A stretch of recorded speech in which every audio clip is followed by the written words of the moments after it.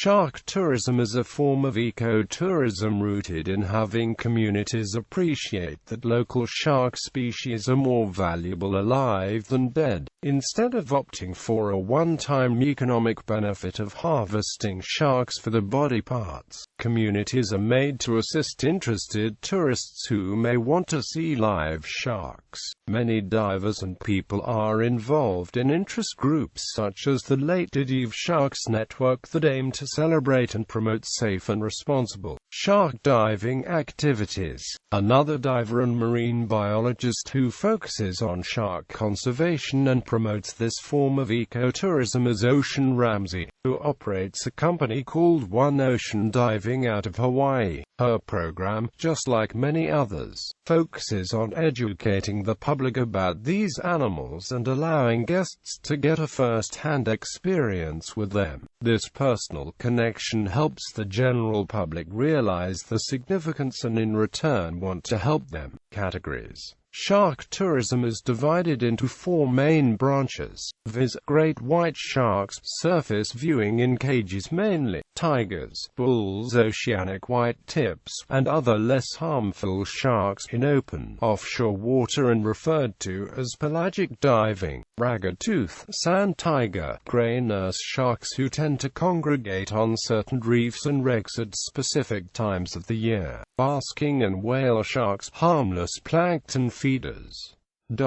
Great white shark. Great white shark viewing is available at the Neptune Islands in South Australia, South Africa, Isla Guadalupe in Mexico, and New Zealand, where great white sharks are viewed using shark cages to keep the diver safe, except for Isla Guadalupe where because of the exceptional visibility underwater more outside the cage diving is done than anywhere else. The great white industry was founded in the 1970s by pioneer Australian diver and great white attack survivor Rodney Fox in South Australia. He was the sole worldwide operator until the South African industry was founded in early 1989 by Peter van der Walt. He was joined shortly thereafter by pioneer diver and underwater photographer George Askew, who handled promotions and put South African cage diving on the map with the publicity he got until they split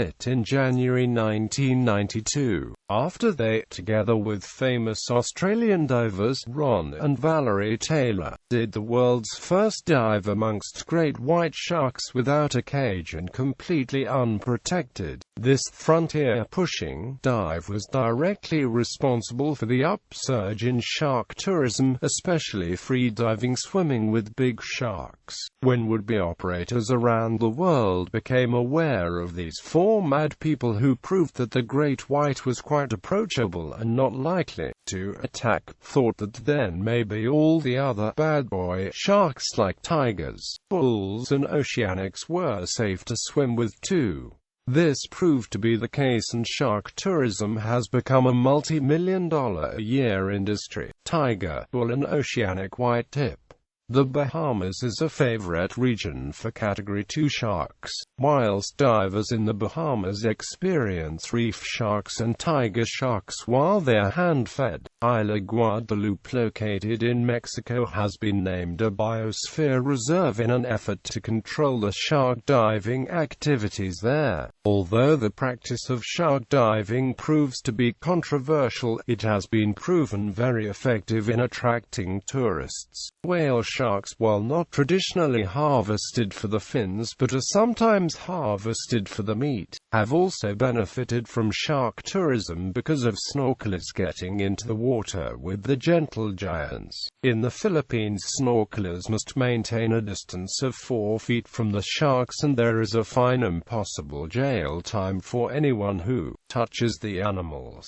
All manner of reef shark species are prevalent at the many shark feeding dives within the Pacific region. Gray reef sharks are the main diners in places such as the Great Barrier Reef, Micronesia and Tahiti. Silvertips and blacktips reef sharks tend to be more seen around the PNG coastlines.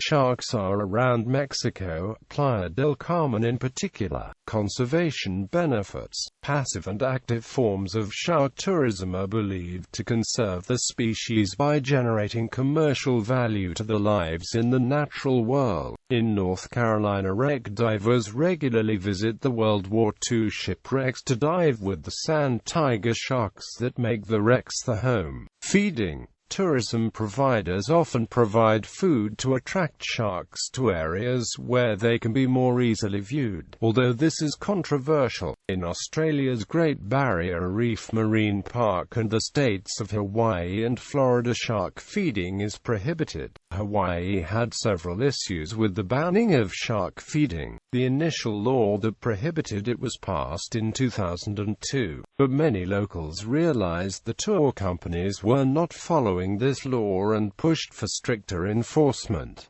Shark tourism in Hawaii. Sharks, or mano, as they are called by the local Hawaiians, are viewed as sacred. Early Hawaiians worshipped and protected the sharks, which they saw as family gods or aumakua. In recent years, shark cage diving has become a very profitable tourist attraction in the state. Native Hawaiians were not pleased with this at first due to the fact that the companies were luring in the sharks using bait. They viewed these animals as sacred, and feeding them for entertainment was said to be unjust. There was also speculations that by feeding them, the sharks would begin to associate the boats and humans with food. For this reason, a bill was passed in Hawaii in 2002 that banned the feeding of sharks in state waters, which is about 3 miles offshore.